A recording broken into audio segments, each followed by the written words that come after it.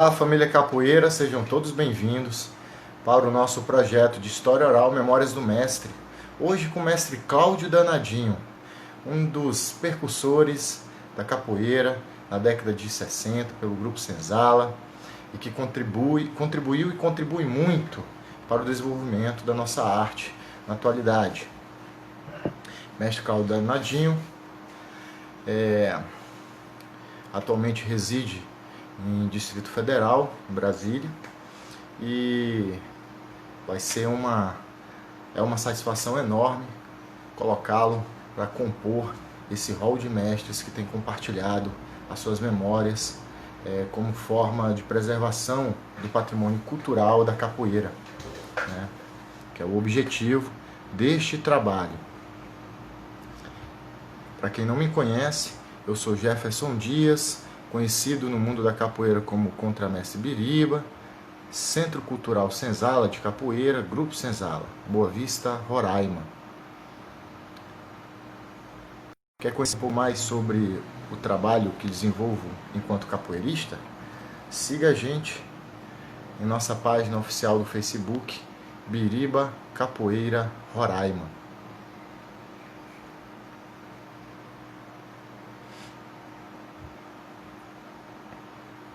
Aguardando a entrada do mestre.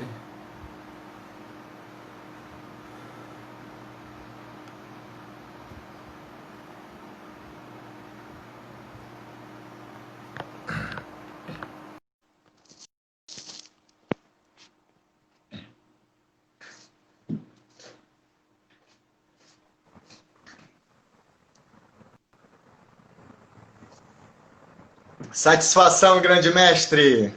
Tudo bem, Biriba? Só Saúde está para charmoso, você. Hein? parecendo aqueles galãs de novela das 8. Rapaz, não me esculhambe de cara não, porque aí eu já fico encabulado, pô. Como é que o senhor está, mestre, nessa pandemia? Apesar Graças de a a gente ter Deus, feito algumas graças conquistas a Deus, muito internas, bem. mas Eu acho até que a gente vai fazer uma coisa muito agradável, falar de capoeira, falar da gente, e eu não posso deixar de dizer que nesse momento a gente tem que se solidarizar sobretudo com o povo, né, que está sofrendo com isso, diferentemente da gente que, por assim dizer, é privilegiado, né? Diante dessa... Você imagina uma coisa? Você desculpe, mas eu tenho que dizer isso para a gente refletir. O Brasil tem uma população que é 3% da população do mundo. No entanto, tem 11% de mortos entre os mortos no mundo. De é muito, 3% né? para 11%. É muito. Enfim, a gente começa assim só para dizer que a gente tem consciência que o momento é de tristeza também. E a gente se alegra de falar de uma coisa que diz respeito à vida da gente, né? Que é a capoeira. E uma reflexão importante que o senhor acabou de fazer, até mesmo porque essa pandemia tem atingido em cheio a capoeira, né, de uma forma geral, os mestres, né, normalmente anciões, que não tem mais como ter uma sustentabilidade de forma efetiva, porque às vezes não dá mais aula fisicamente, né, e tem muitos mestres passando realmente uma necessidade nessa pandemia desde março, né? Então essa solidarização que o senhor acabou de refletir se estende aos mestres de capoeira em todo o Brasil e no mundo, né, mestre? E é uma Exatamente. fala importante, porque a gente está vivendo um tempo presente que eu não imaginava que viveríamos, né? Mas a gente tem que tentar sobreviver a isso e ser um ombro amigo também para aqueles que precisam, né, mestre? Eu acho que esse é o nosso grande trabalho, né? Enquanto capoeirista, enquanto sujeito que carrega essa identidade que está em todos os níveis de sociedade. É isso mesmo.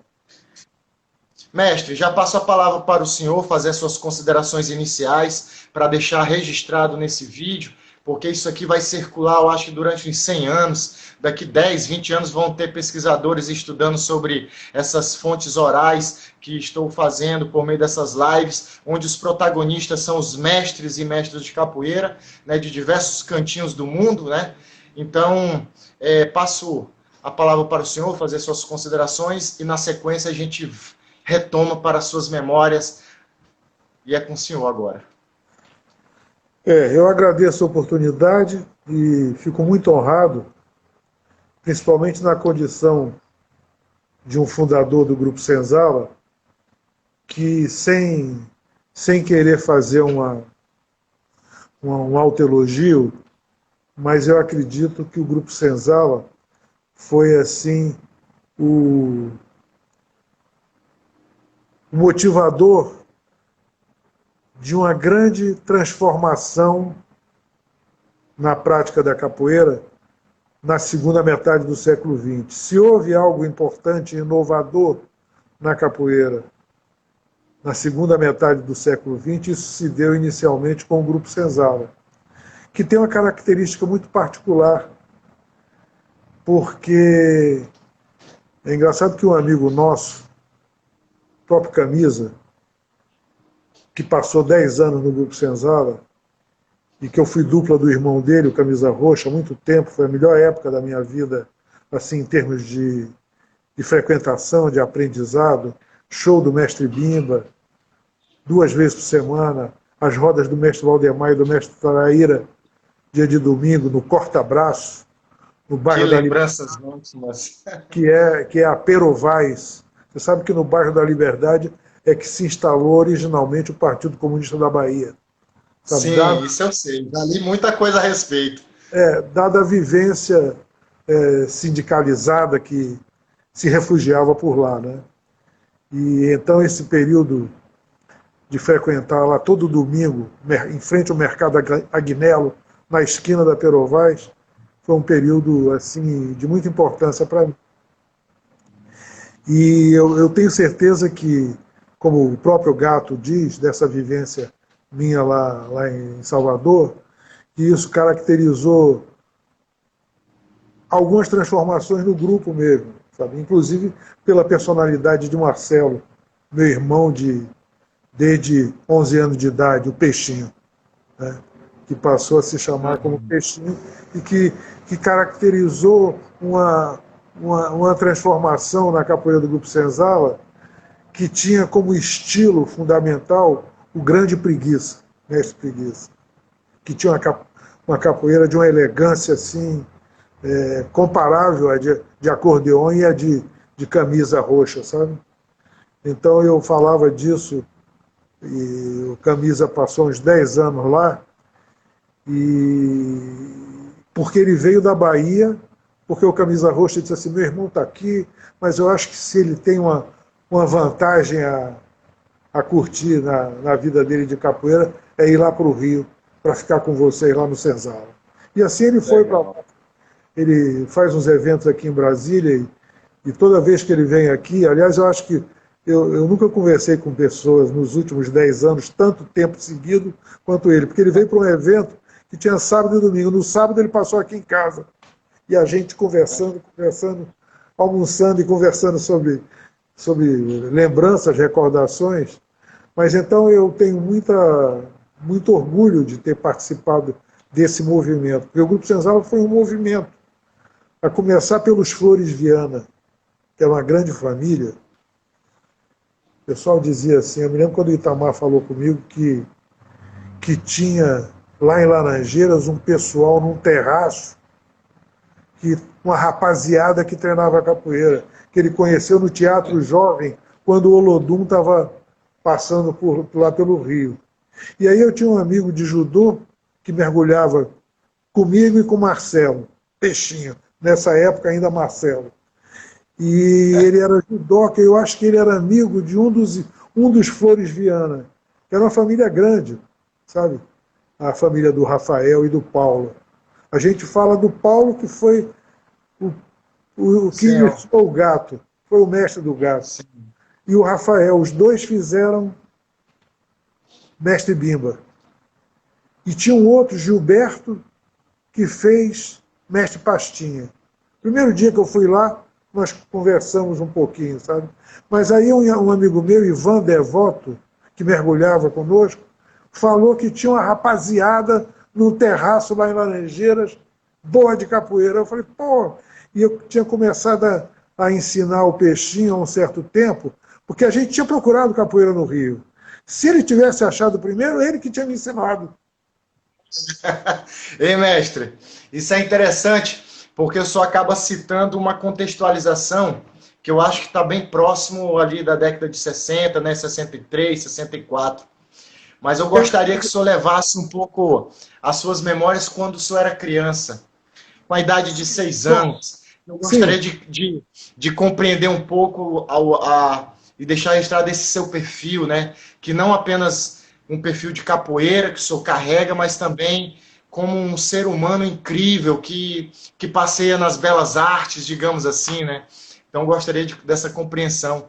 Como é que era o senhor Cláudio, né? Ou Claudinho, talvez, na infância. Não sei qual era o apelido carinhoso que sua mãe falava. Você sabe que minha mãe me disse que dava nome composto para não ter apelídio. Então, ela me deu o nome de Apelido. Cláudio José, porque eu nasci no dia de São José, Olha que legal. de 48, tenho 72. Eu nasci em Fortaleza, sabe? Nasci em Fortaleza e saí com 4 anos e meio de lá. A minha mãe me botou o nome de Cláudio José para não ter apelido, que é nome composto, dizia ela que não tem apelido. Eu tenho um irmão que chama Haroldo, nós somos 6. O único que não pegou apelido foi ele, que só pegou o diminutivo, Haroldinho. Mas eu sou E que mais era um velho. nome, Hein? e era um nome só. É, Nome eu sou simples. mais velho de 6. Ela passou a me chamar de Clausé. Clausé, para juntar os dois. É. Mas então eu nasci em Fortaleza. Meu pai era dentista, jovem, fez concurso para o Exército. E aí eu saí de Fortaleza com 4 anos. Meus avós tinham mudado para o Rio, tinham uma casa no Rio. E eu passei pelo Rio, me apaixonei no aeroporto Santos Dumont por uns painéis gigantescos que tem aviões desenhados, porque o garotinho eu já desenhava na calçada em Fortaleza, sabe, com giz. Olha. É, o pessoal parava para ver, porque tinha aqueles quadrados da marca de cimento, Sim. e eu fazia cada um quadro, sabe? Pequeno garoto, Olha que 4 anos e pouco, sabe? Mas aí eu fui morar no Rio Grande do Sul. Quando eu cheguei lá no Rio Grande do Sul, me chamavam de Cearazinho, sabe? Aí eu, Olha aí os eu apelidos passei, surgindo. eu passei 3 anos no Rio Grande do Sul. Aí fui para Goiânia. Em Goiânia Minha terra. me chamava de gauchinho. Mas eu O sempre passava contrário, hein? No Ceará, no sul, cearensinho. Em Ceará, Goiânia, gaúcho. gauchinho. E aí de Goiânia eu voltei para o Rio, por onde eu tinha passado primeiro, saindo do Ceará, e fiquei na casa dos meus avós um tempo, porque nós fomos morar em Petrópolis, estado do Rio. Estudei em Sim. Petrópolis. Hein, mestre?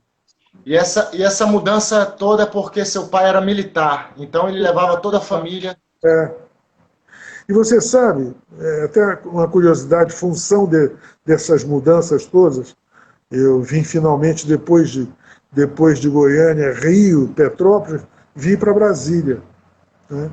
Outro dia eu ouvi uma pessoa dizer que você pega muito do lugar onde você faz o ensino médio. Eu fiz parte do ensino médio no Rio, parte do ensino médio em Brasília. Depois voltei para fazer faculdade no Rio. Sabe? Mas você sabe que passei 10 anos fora do Brasil, sabe, num determinado momento, e aí, profissional e tal, e aí eu sentia saudade do Brasil, e a coisa que eu sentia mais saudade era de sotaque. Eu tinha vontade de ouvir mineiro falando, tinha O vontade de ouvir goiano. nordestino falando, sabe? Porque os nossos sotaques são muito diferentes para quem Então, conhece, né? Tem gente que pensa que o sotaque da Bahia até o Piauí, até o Ceará é igual, e não é, é todo diferente. De Maranhão, o enfim, eu, sotaque do eu sou, goiano também parece que é igual, mas não é. não é. Então eu sou um brasileiro, como dizem os franceses, à part entière, A por Parrantier. completo. Por Aham. completo, porque eu amo muito o nosso país, o nosso povo, e eu comecei a perceber, quando eu me interessei, assim com 10, 11 anos, eu comecei a me interessar por luta. Eu tinha esse O interesse por seu pai, luta. Hein? o seu pai, por ser militar, ele incentivava isso em casa? Assim, ele era um militar Não, esportista? meu pai era um militar liberal, caseiro e dentista, assim, muito, apesar de militar, muito liberal, muito tranquilo e suave, enfim. Ele, quando eu comecei a fazer capoeira, ele nunca me disse isso. Uma vez, eu estava tocando um disco, eu não sabia que ele estava em casa. Um disco do Mestre Bimba em casa, isso mais tarde, aqui em Brasília, e ele estava fazendo a barba no intervalo do exército para o consultório dele. E ele chegou na sala com o barbeador assim, e disse assim, é Bimba, é o Mestre Bimba. E, Aí eu falei, não entendi. Aliás, tempos depois ele me apresentou a uma pessoa que tinha sido do tempo dele, porque ele passou 6 meses no Mestre Bimba. Ele não era, eu acho que não era da índole dele, sabe, esse movimento e tal. Mas aí ele me apresentou ao mestre Onça Tigre, Dr. Milton. olha, Dr. Milton, ele era dentista também, depois formou-se em Direito. Muito politizado, mas ele, como Itapuã me disse, que ele não foi um aluno de Bimba. Ele era amigo e irmão de Bimba, porque ele ensinou muito de jiu-jitsu para o Bimba. E se olha que apaixonou pela interessante. capoeira. Entendeu? Bem, mas aí tem um papo longo em relação a isso, mas não é o caso nesse momento, pelo que eu Vai entendi da chegar sua esse momento. pergunta. É. Diga. Hein, mestre? O senhor de uma família de 6 irmãos homens ou tem alguma mulher na constituição Então, familiar de são filho? 3-3. 3-3. Meu pai, 3. O senhor meu é o pai, mais velho? sou mais velho. E meu pai, no sossego dele, casou uma segunda vez. E teve mais 5. É um procriador nato, mestre, desculpa a expressão. Por natureza de cearense e essa condição pessoal dele. Então finalmente, eu sou mais velho de 11. Legal. E a sua mãe, nessa relação de muitos meninos, né, e meninas, nesse período de muitas viagens, né, porque não é fácil também trasladar de um estado para o outro, normalmente a mulher, a figura da mulher ela quer uma consolidação num local, né? Como é que era isso para o senhor, enquanto sua formação de personalidade, enquanto criança, indo ali pela fase da adolescência? Sabe, na separação do meu pai com minha mãe, isso foi um baque muito forte para ela. Ele até veio para Brasília, porque aqui em Brasília eu tinha um tio que foi o mais jovem secretário de saúde de Brasília, sabe? Ele trabalhou na operação do Tancredo, por exemplo, recentemente, para mim, Nossa, recentemente. Né? Mas meu pai veio corretamente e separou-se da minha mãe aqui. E minha mãe, que tinha começado a estudar medicina, parou com o casamento e a viagem, retomou direito aqui. E formou-se em legal. direito e trabalhou com Formado em direito. direito. Ela foi uma feminista assim, precoce, porque ela lia a Simone de Beauvoir e era apaixonada pelo pensamento dela, assim como foi fã de Rosa de Luxemburgo, sabe? Isso já nesse período de mulher, vamos dizer, não mais casada, entendeu? E minha mãe foi uma pessoa impressionante, e ela é impressionante, porque ela tem 94 anos, mas é Mas está mega ativa. Mega ativa. ativo, hein? Ativa. Tem os cachorros e curte os cachorros. Agora ela Que praticamente genética maravilhosa substituiu, que vocês herdaram. substituiu o movimento da família por 3 cães, sabe? Sem contar que ela se relaciona com os cães do vizinho, da casa vizinha e da outra. Sabe? Enfim, sempre tive um pai, meu pai já faleceu. Hoje, esse ano, ele Que teria Deus tenha um completado, bom lugar, né? ele teria completado 100 anos esse ano. mas tanto meu pai como minha mãe, eu acho que até dizer isso, a maior parte das pessoas tem a oportunidade de dizer isso, mas eu tive assim um pai e uma mãe que foram muito, meu pai muito suave e tal, e minha mãe muito lutadora, sabe? E me influenciou muito. Eu sou de tradição católica, sabe? Mas até pela capoeira e pelas amizades que eu tive em capoeira, eu conheci toda essa religiosidade brasileira que varia tanto, vamos dizer, desde da indiada autóctone até a escravidão importada da África, e essa melange, essa mistura que causou uma riqueza. Eu digo, quando meus filhos nasceram no norte da África, na Argélia. E aí a minha filha, que fez arquitetura também, eu dizia para ela conversando, quando a gente voltou para o Brasil e tal, eu dizendo a ela, todos os dois nasceram no começo dos tempos lá na Argélia, então vieram para cá com 10 anos, em torno de 10 anos, ela e meu filho. E então eu tenho os dois que nasceram fora e uma que é temporona, nasceu 10 anos, João, Maria e Clara.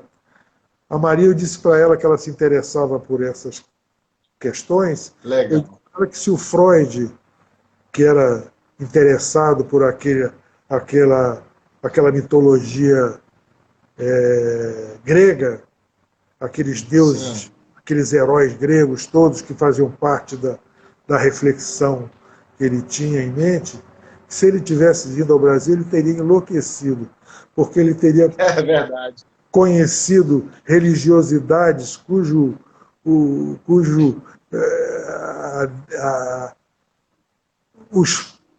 os deuses, eles tinham uma mistura originada da África, do paraíso africano, do paraíso cristão e do paraíso indígena. Então, que era assim uma riqueza impressionante.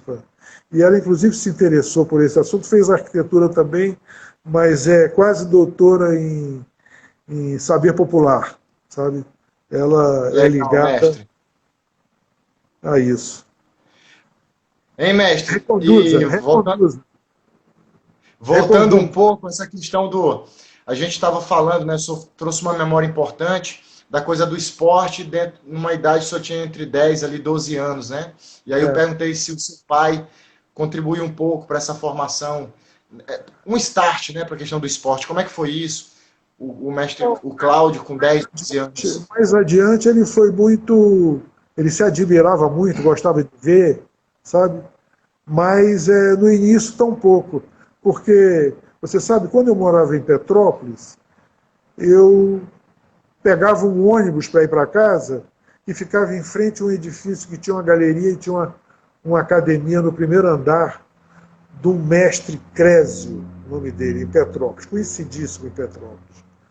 E ele, de manhã, ele ensinava judô para menineira de classe média e média alta, sabe? De tarde ele ensinava jiu-jitsu para os mais taludos. E de noite ele ensinava briga de rua. Era uma categoria. Era um mestre de artes marciais. Ele era profissional, ele ganhava vida com isso. E um dia eu ia assistir, mas eu era garoto, eu tinha 11 anos, e eu assistia, olhava da porta, e às vezes ele me mandou não ficar lá de noite, mas era o horário que eu tinha, que eu voltava da escola e ia para casa, 6h30 por aí, já à noitinha, Petrópolis frio e às vezes anoitece cedo. E aí eu ficava vendo, principalmente porque ele dava umas pernadas. Olha, e eu já tinha visto no... Mas na ginga? Não. Ele dizia que ele aprendeu com Valdemar Santana, sabe? Que era um baiano, irmão, inclusive, de Valdo Santana, com quem nós, do Grupo Senzala, treinamos algumas vezes. Sabe? Valdo Santana, que era de capoeira. E o irmão mais velho, Valdemar, era de luta livre. Foi um grande lutador de luta livre, que várias vezes lutou com os Gracie. Mas então ele dizia assim, isso é de capoeira. É um rabo de arraia. Então ele fazia uma armada assim, como se fosse o movimento da armada, com o tronco vertical, mas batia de calcanhar, bem na posição do pé, no rabo de arraia, não na armada. Na base Que da... dá muita pressão. É um golpe que dá muita pressão, né? E dava martelo, que ele não chamava de martelo, era um chute. E dava banda em pé. Olha. E eu vi aquilo, e ele não me ele quando eu vi que eu estava prestando atenção, ele mandava eu ir embora, que não era hora de menino estar ali. Se quisesse, eu fosse de manhã. Mas eu não me interessava. Eu queria. E foi isso. E aí com 11 anos, eu descobri capoeira em Monteiro Lobato, sabe? E fiquei impressionado, tanto pela brasilidade do Monteiro Lobato, né? Hoje até com uma certa dose de incompreensão, né, e uma certa confusão que existe no pensamento contemporâneo para acertar os tempos da gente num país tão rico como o nosso, de cultura inclusive. Eu digo que eu trabalho com 2 patrimônios culturais da humanidade: capoeira e Brasília. São meus assuntos. Né? Então, mais adiante, assim, com 12 anos, 13 anos, por influência de uma tia, ela, por causa de capoeira, ela me deu Jubiabá e Capitães de Areia. Aí eu fiquei livro incrível. Incrível. Essa literatura é incrível, as duas. Fiquei impressionado. Sabe? Agora, com o tempo, eu entendi que essa era a capoeira baiana, porque eu conheci capoeira de senhor.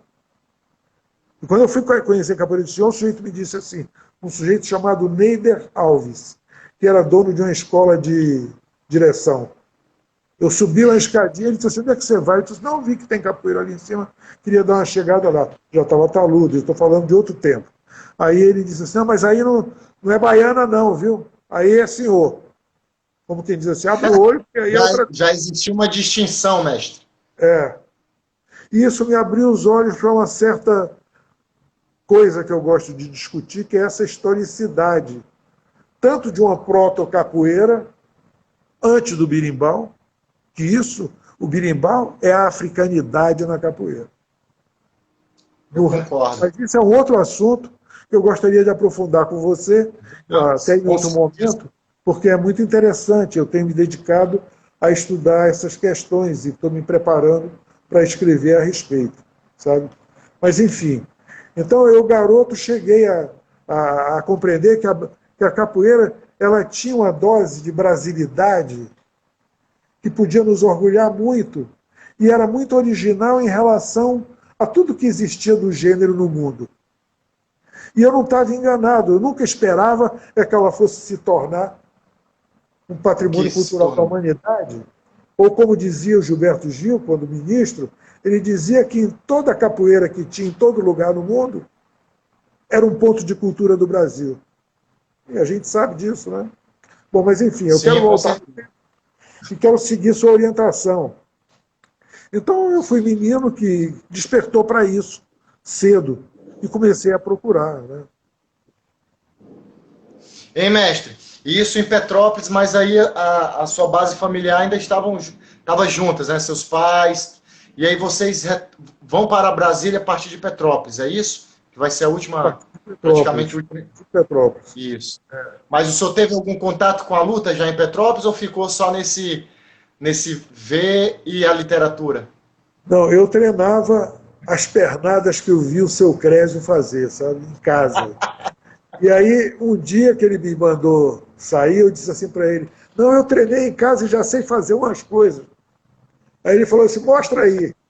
Aí eu fiz, e ele disse assim, tá indo bem, mas você tem que vir de manhã para treinar judô.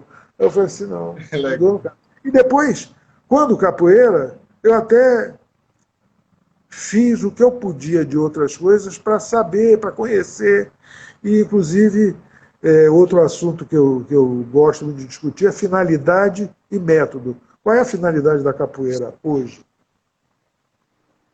E os métodos? Vamos pensar sobre isso depois. Método vamos lá. Também. Você conduz. E mestre, e assim, como é que o senhor consegue ao recobrar essa memória, como é que o senhor se via na escola, assim, o Cláudio era uma criança estudiosa, já pensava nesse intelecto.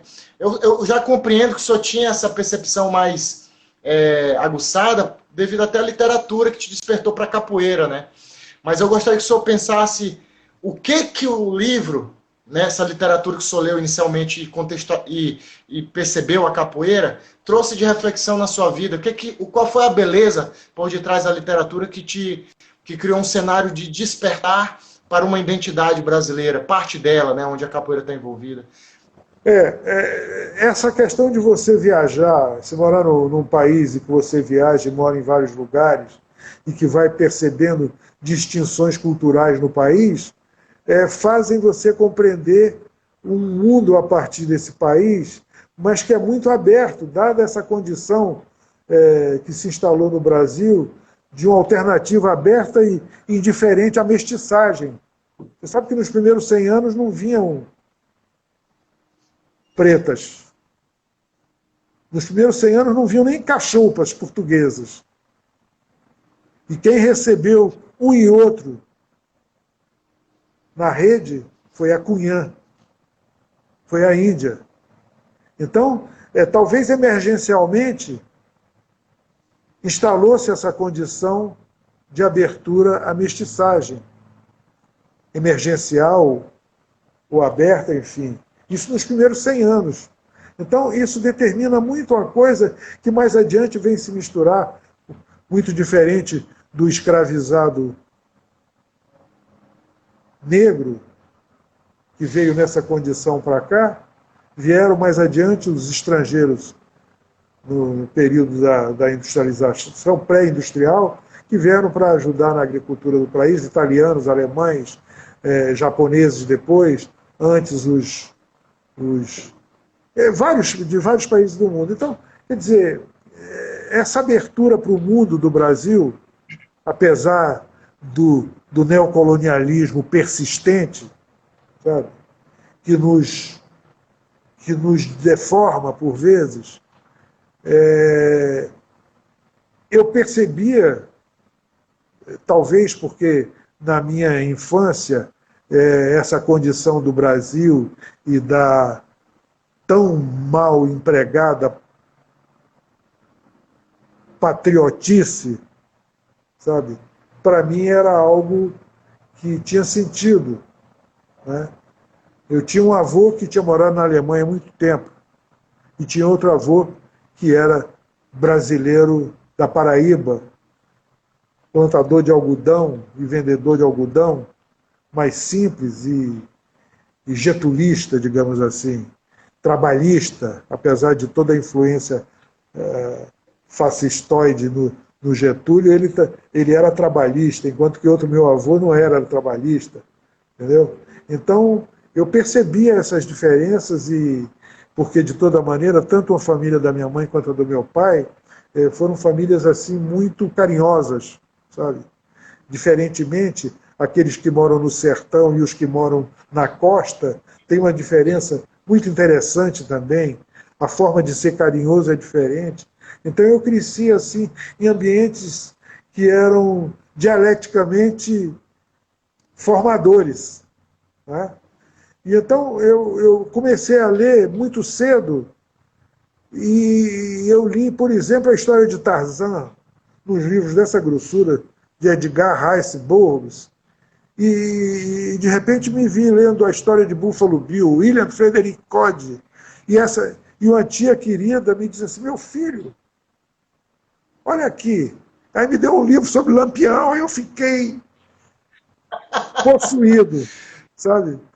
E aí, interessante, que aí eu passei a me interessar por leituras a respeito do país, pô. Então eu li muito sobre Lampião, porque ele era nordestino e eu já tinha saído do Nordeste há tanto tempo, entendeu? Então, quando eu me percebi diante da capoeira, através do Monteiro Lobato, inicialmente, mas depois do Jorge Amado, isso para mim foi assim algo mágico e atrativo, sabe? Só que Só que em Petrópolis não tinha isso, né? No Rio, naquela época, não se achava com facilidade, embora já tivesse, sabe? Quando eu tinha, assim, 11 anos, 12 anos. E, finalmente, quando eu vim para Brasília, é que eu me confrontei com capoeira, porque Brasília tinha uma série de diferenças à época, as escolas eram diferentes das escolas do Rio, havia uma abertura, o espírito de Darcy Ribeiro trazia para perto da gente E, esses mestre, educadores brasileiros, né? o senhor traz um apontamento interessante, que é o poder da literatura, né? Mas, além do poder da literatura, a influência que a família tem ao colocar a literatura para dentro de casa e que acaba modificando as percepções de mundo. Então, no seu caso, o senhor começou a compreender os Brasis, até mesmo se apropriando do conceito de Darcy Ribeiro, né? Os Brasis. No Brasil existem vários Brasis, né? Então, isso é incrível o senhor registrar isso para a gente, porque nós, enquanto capoeiristas, nós temos que entender esses Brasis até mesmo para a gente compreender qual é o nosso papel na sociedade enquanto capoeirista que é considerado como um detentor desse saber, né, mestre? Uma pergunta que eu lhe faço de forma bastante curiosa tem a ver com essa sua mudança de Petrópolis, né? Porque eu acredito que em Petrópolis o senhor fazia parte de um contexto social familiar e acadêmico mais caloroso, mais intimista, né? Onde até mesmo pelo local serrano, pela coisa como era construída ali a cidade. Quando o senhor vai para Brasília, Brasília está a pleno vapor, né? Já estamos falando aí no final da década de 50, 60, por aí? A primeira vez que eu vim em férias foi em 61. Então Depois me mudei Brasília para cá, estava... me mudei em 64, final de 64. Então, Brasília, na década de 50, nós estávamos enfrentando períodos, né? Tínhamos ali Getúlio Vargas, né? Mas antes disso, Pedro, né? Nós tínhamos a Constituição brasileira que não agregava, que não era democrática. Nós tínhamos aí uma constitucionalização. A polaca, nós tínhamos... Isso, que tinha referência alemã, né, devido ao que estava acontecendo na Europa, que acabou sendo absorvido politicamente no Brasil. E aí o senhor faz uma fala interessante dentro dessa Constituição Familiar, que o senhor fazia parte era filho de uma parte da sociedade que eram os militares. E eu quero entender um pouco isso, para a gente registrar essa sua memória, porque depois o senhor vai se tornar um dos pensadores de um grupo de capoeira que vai ser muito importante no país.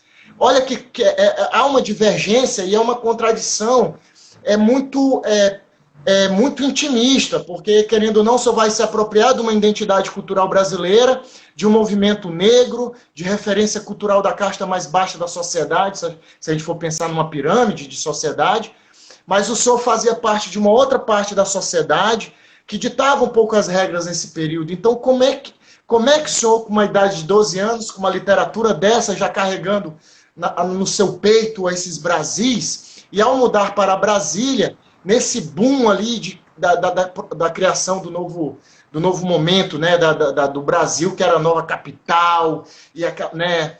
Então, eu gostaria que o senhor pensasse esses contextos, a política, como é que era isso dentro da sua casa, até o senhor ter o primeiro contato com a capoeira. Eu fui claro, mestre, é porque eu também fiz alguns pensamentos para situar um pouco a sua reflexão, para o senhor trazer, para a gente conseguir trazer o máximo das suas memórias em diversos aspectos, e aí é com o senhor. Você sabe que tem que dizer uma coisa em relação à polaca, que é a única Constituição brasileira que não traz o combinemos de uma nova capital no centro do país. Sabe? Isso mesmo. Por causa daquele medo. A capital no centro do país era importante porque era estratégico, né? Ao mesmo tempo, saía da costa e ficava tomando conta para que os andinos não descessem os Andes para cima da gente, né? Entendeu? Isso. Mas enfim, eu acho que eu não me incomodei com a capoeira muito tempo, porque a partir dos 11 anos... mestre, antes do senhor alavancar a sua memória, eu quero registrar a presença de alguns mestres. Pois O não. mestre Garrincha acabou de entrar, temos o mestre Bob, do Piauí, Boa Gente, contramestre Pablo, nós temos aqui vários capoeiristas, né? O mestre Pelé, tem família capoeira da Europa que está aqui Falando assistindo o senhor. Do Pelé do Grupo Senzala? É Isso. isso? Ah, que bom. É maravilhoso isso. Eu queria cumprimentar todos os mestres, mas em particular o Garrinchinha e o mestre Pelé, que eu acho que é discípulo de Peixinho, se não me engano. Né? Aliás, você também. Você também. Indiretamente, você é meu bisneto, pô. Porque Eu sou bisneto. Minha linhagem vem de Peixinho, né? Porque o mestre do meu mestre é a cria dele, né? E você O sabe que o seu... amendoim, antes de treinar com o Peixinho, ele treinou com o sangue do meu sangue, que é o Tabosa. Ele treinou com o Sim, Tabosa antes de treinar com o foi. Peixinho. Mas se desenvolveu muito com Peixinho e tal. Mas eu fico Legal. feliz A de estar mestra conversando. Renatinha também está presente. Hein? Quem? A mestra Renatinha, do Grupo Senzala, também está presente, mestre. Essa é a mestre doçura e uma razão existencial do Grupo Senzala, porque a dedicação dela não tem comparação, sabe? É uma pessoa importantíssima. O mestre Garrincha está mandando um abraço e um beijo carinhoso para sua esposa, para a super esposa, nas Eu palavras dele. agradeço a ele. Ele é muito querido por nós. Eles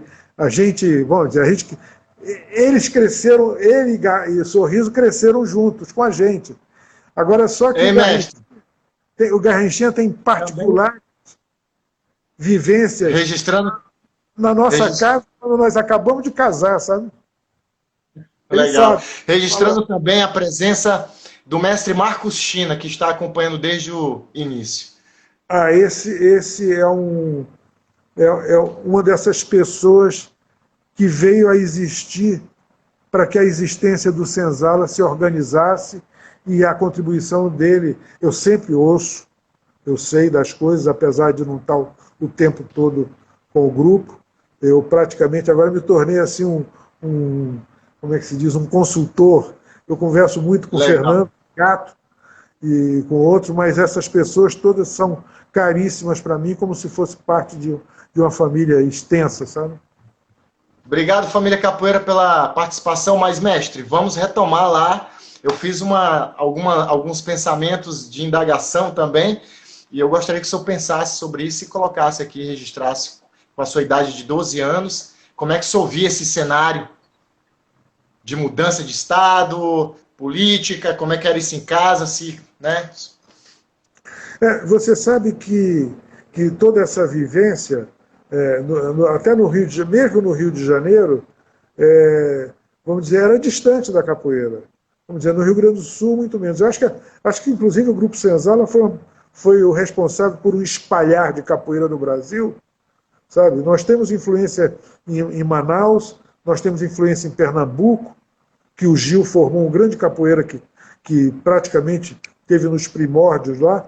Em Minas também nós temos gente que foram primordiais no iniciozinho de Minas, sabe? Eu não estou falando de Minas dos anos 80, nem 70, mas ainda dos anos 60, entendeu?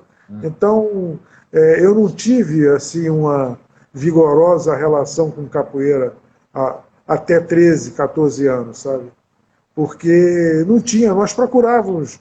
E engraçado que nós procurávamos, Marcelo, que veio a ser Peixinho, e eu, nós subimos no Morro Azul, que é um morro da vizinhança no bairro do Flamengo, no Rio. Conhecemos um sujeito que dava umas pernadas, mas era um sambista, sabe, malandro, querendo dizer pra gente da capoeira dele, sabe?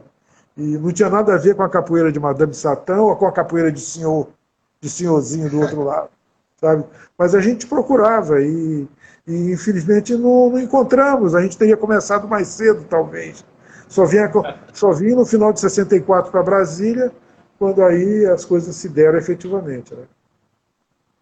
E mas quando o senhor chega... Diga. Quando o senhor chega em Brasília, o senhor tinha quantos anos com a sua família? Quando o senhor foi para Brasília?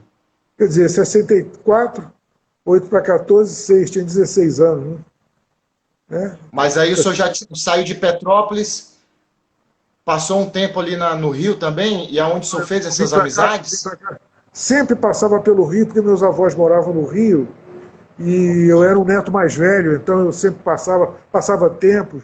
Morei no Rio várias vezes, estudei inclusive com o Marcelo Peixinho, estudamos num colégio um semestre juntos, sabe?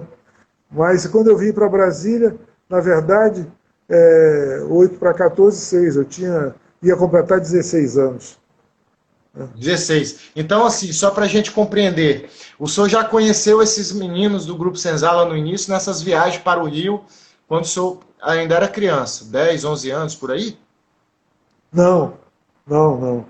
Quando eu conheci a família Flores Viana, o Fernando Gato, que veio a ser o grande mestre do Grupo Senzala, o Gato, já foi nessa idade, de 16 para 17 anos. Ah, ok. E o Peixinho, o Marcelo? O Peixinho eu conhecia de 10 anos de idade. 10 anos. O Peixinho era o Marcelo, Márcio, irmão mais velho, Marcelo, Murilo e Marisa, filho de Kleber e Dona Inês. Sabe? Eu passei natais com eles. Sabe? Fomos assim amigos e irmãos. No triste dia do sepultamento desse meu irmãozinho, a Marisa e o Murilo gritaram, por uma relação lá em torno do esquife, nosso irmão, é nosso irmão. E foi interessante porque eu vivi com eles, com ele os últimos 3 meses, foi muito difícil, né? Para mim foi uma perda assim inestimável. Reparar. Que Deus o tenha em bom lugar e o legado dele continua, né, mestre? Ele está em bom lugar, graças a Deus. Mas, viu? O mestre Albino está presente aqui do Piauí, um dos pioneiros da capoeira no Piauí. Conheço muito de nome. Eu fico honrado. Mandou um abraço para o senhor. Dele. Eu fico honrado com a presença dele. Hein, mestre? Vamos lá. Vamos reforçar essa memória aí. Então, o senhor conhece o Marcelo com 10, 12 anos, nessa ida e vinda para o Rio, né? O que o senhor percebe assim do cenário carioca nesse período que o senhor ia, voltava, até chegar aos 16 anos? O máximo de detalhes, assim. O senhor gostou logo de cara do aeroporto, né? Da Belle Époque. A França já chegou no Rio de Janeiro e construiu painéis pintados que eu gostava de desenhar, então me agradava muito. Agora, nós vivíamos no Flamengo e íamos frequentemente para o Largo do Machado, aquela região, e nós gostávamos de ver, por exemplo, no Carnaval, os banhos à fantasia, que o pessoal se vestia de papel crepom e voltava da praia do Flamengo, que ainda não tinha o aterro ainda, sabe? A gente curtiu muito, nós tivemos uma amizade assim fortemente enraizada, sabe? A família, o Peixinho mais porque era da minha idade, sabe? É engraçado que ele não ia à missa, e eu ia à missa dia de domingo, sabe? E aí ele disse assim, onde é que tu vai, pô? Eu disse assim, eu vou à missa, pô. Ele falou assim, pô, vai à missa? Eu disse assim, Eu disse, vamos lá comigo, pô. Aí ele falou assim, Aí ele chegava na missa e ficava assim, mexendo com a chave no banco de madeira da missa. Eu disse, pô, não faz isso que vai estragar o banco. Vai estragar o banco, pô. Ele falou assim, que merda, pô, não acaba isso. Aí o padre começava no sermão e disse assim, pô, esse padre fala pra caceta, hein? Porra, vambora, pô. Então, nós tivemos assim uma amizade com muitas coisas assim interessantes. Eu dizia há pouco do Garrincha, porque o Garrincha, a gente viveu junto essa relação e nos encontramos em nossa casa com menos de um mês de casado, no Rio ainda. Mas vamos dizer, com 2 meses de casado, eu viajei para passar 6 meses fora e passei 10 anos. Né? Inclusive, o mestre Garrincha está fazendo um comentário aqui, só para a gente passar o comentário, que foi duro pegar na alça do caixão do sepultamento do mestre Peixinho, né? Ele fez uma lembrança triste aqui. Foi, e a coisa mais emocionante que eu vi, que foi na hora do sepultamento, que o mestre Feijão, tem até que segurar um pouco. O mestre Feijão subiu numa altura talvez de uma tumba, e fez um discurso, sabe, onde não aparecia nenhuma divergência religiosa, cultural, sabe? Ele como pentecostal, sabe? Mas isso não apareceu, e tinham muitos de nós que eram bandistas, sabe? Como era o caso do Tony, do Ramos, sabe? Mestre Ramos e Mestre Tony, essas figuras fundamentais no Grupo Senzala. E o Feijão subiu numa tumba e fez um discurso assim, amoroso e ao mesmo tempo guerreiro, sabe? Impressionante. Para lembrar para o Garrincha que estava junto, enfim, recordações da gente. Mas eu quero que você me reconduza. Tá. Hein, mestre? E aí, nessa experiência no Rio, desde criança ali com o Marcelo, com o Peixinho, né? Mas o senhor vai para Brasília, e quando é que retoma e tem um contato com a capoeira de uma forma mais incisiva, assim? Quando é que isso vai acontecer? Não, quando eu cheguei em Brasília, no primeiro dia de aula, no Colégio Elefante Branco, eu conheci Aldenor Benjamin, que mais tarde se torna mestre Arraia, que era de Pastinha, mas ele era de Pastinha. Até tem uma revista Realidade, chamada Realidade, de fevereiro de 66, onde ele, Arraia, aparece no grupo só uma reportagem da revista Realidade sobre capoeira. Ele aparece, mas ele treinava muito, ele tinha amigos que faziam aula com o acordeon, mestre acordeon. E então ele era filho de um ministro, primeiro-ministro negro do trabalho, eu não tenho certeza, Amarílio Benjamin. Lá em Salvador tem ruas com o nome dele, era um advogado conhecido. E o Aldenor Benjamin foi o negro que me despertou a altivez do negro brasileiro, sabe? Ele era um cara completo. Como é que foi esse despertar, mestre? Porque ele era orgulhoso, sabe? Quando chegava no 7 de setembro, já depois de 64, ele reunia a gente para a gente sair fazendo bagunça, com berimbau na mão, tocando berimbau e cantando e mexendo com um guarda, por exemplo, que estava dirigindo o pessoal para o lugar da parada, sabe? E parava assim nos lugares onde... Ditadura e vocês fazendo isso, mestre. Tinha umas lanchonetes burguesas, sabe? Com as menininhas da hora e tal. E aí ele começava a tocar, cantar e mandava a gente jogar, sabe? E aí o povo ficava espantado porque capoeira era mal conhecida e o berimbau era comparado a um arco e flecha, pô, sabe? Então, não era... Ninguém sabia que era de verdade, né, mestre? Você sabe de uma coisa, para você ter uma ideia, eu acho que Brasília foi o primeiro lugar onde houve escola de ensino médio com capoeira, que tivesse capoeira. Hoje eu dizer isso parece um absurdo. Como parece um absurdo dizer que em 64, em 65 eu comecei a instruir, digamos assim, porque o Aldenor foi embora para Salvador. E o Tabosa... O senhor treina há quanto tempo com o mestre Arraia? Na escola? Treinei 1 ano com ele. 1 ano. E o Tabosa e o Fritz tinham uns 3 meses a mais que eu. Eu não sabia dar U, sabia dar umas pernadas, mas não sabia dar U. Sabe? Não conhecia. E vocês tinham idades parecidas, mestre?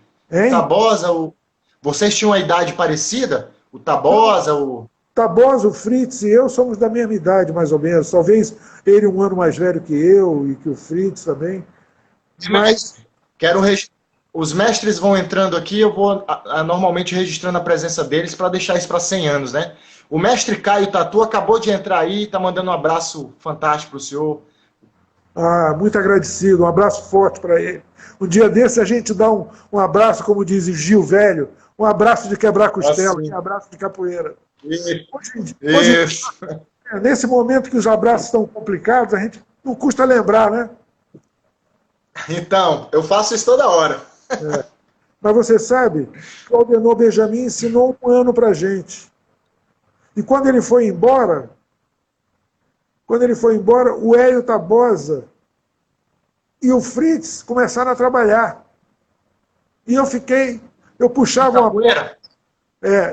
Começaram a trabalhar, o Hélio Tabosa num banco.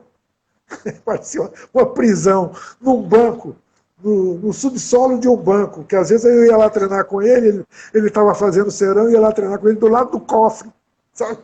Ave Maria. Fritz foi ser segurança do Senado. Sabe? Nossa. Bom, aí eu não tinha com quem treinar, eu puxava uma porta de vidro e começava a dar pernada sozinho. A gente tinha um negócio, uns absurdos, que foi da época da gente, de dar 1000 meia-luas de compasso para um lado e 1000 para o outro. Você sabe que a nossa geração é que começou a jogar capoeira com as duas pernas. Em Salvador não tinha isso. A capoeira de Salvador não tinha isso. Essas preocupações... Olha que dado interessante. Atléticas marciais não existiam na capoeira, sabe? Isso já é um papo que eu gosto, que é método e finalidade. Agora, você sabe uma coisa?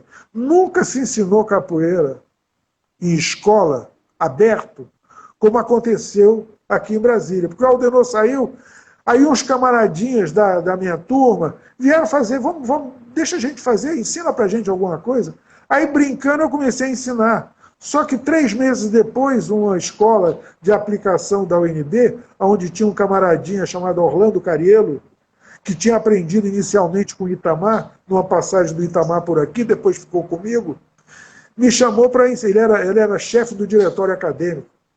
Aí ele lançou essa ideia lá, e essas escolas de Brasília eram extremamente Darcy Ribeiriano, sabe? Então, eu comecei a ensinar capoeira em 2 colégios, com 1 ano que eu tinha de capoeira, sabe? E um treinamento, assim, absurdamente fanático, sabe? E aí eu comecei a ensinar, e você sabe que foi aqui em Brasília, em 65, já tinha turmas, parece, isso que eu vou dizer agora parece uma coisa engraçada, se fizeram turmas mistas, de moças e rapazes. Hoje em dia, quando você diz turma mista, por que não tinha? Hoje em dia você vê moça em tudo quanto é capoeira. Mas isso não existia, nem na Bahia. Na Bahia você tinha uma Júlia Fugareiro, uma outra que treinaram capoeira porque era do ambiente dela, estava ali, entendeu? Então, mas não era uma coisa mais global, né? Não existia. E capoeira só foi ser ensinado em escola no Rio de Janeiro, por exemplo, em 72. Eu acho que dos primeiros que ensinou escola foi o Peixinho, sabe? Em 72. Mas em 65, em Brasília, nós ensinávamos em escola e para rapaz e moça, que foi um negócio gozado, sabe? Porque isso não tinha em outros lugares, nem capoeira em escola, muito menos mista. Tá? Ei, mestre, e como é que se dava esses ensinamentos na escola? A escola deixava o ambiente para vocês fazerem o treino, ou ela também se apropriou da capoeira para envolver os alunos da escola? Você sabe, no Elefante Branco, que era a escola que eu estudava, e que meus camaradinhas, depois que o Aldenor foi embora, e que o Tabosa e o Fritz não podiam mais treinar, fiquei sozinho, os camaradas começaram a pintar. De repente tinha turma de 30, 40. Pô. Nossa!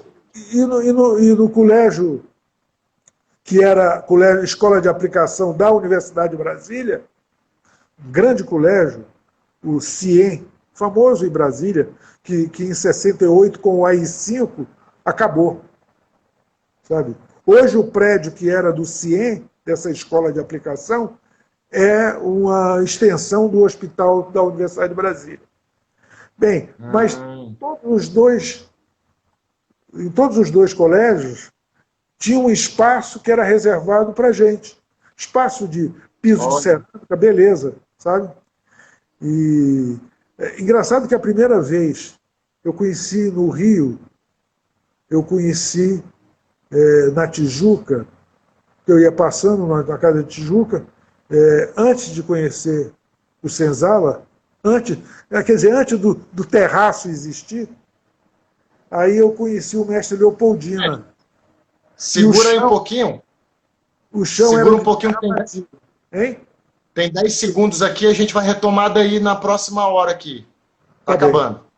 Fica atento aí e entra novamente. Vamos lá, família.